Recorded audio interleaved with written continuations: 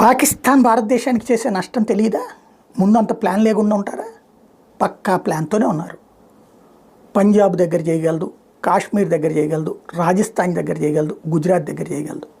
అది దాటి ఎస్కలేట్ అయ్యే సామర్థ్యం పాకిస్తాన్కి లేదు.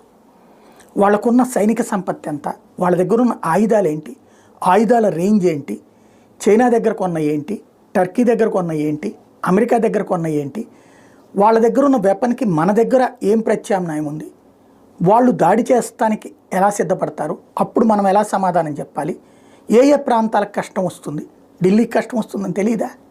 ఢిల్లీలో చెప్పుకోలేదా? ప్రిపరేషన్స్లో లేమా? వాస్తవంగా చెప్పాలంటే వాళ్ళని ప్రజల ప్రాణాలు తీయట్లేదు మనం, వాళ్ళు మన ప్రజల ప్రాణాలైనా తీస్తున్నారు. మనకి ప్రతి విషయం తెలుసు, ఏం చేయాలో ఎలా చేయాలో. ఏదో ఊహాజనితంగా కథలు చెప్పుకునేటటువంటి వాళ్ళు, నీతులు చెప్పేటటువంటి వాళ్ళు అలా చేయండి ఇలా చేయండి అనేది కాస్త పక్కకెళ్ళి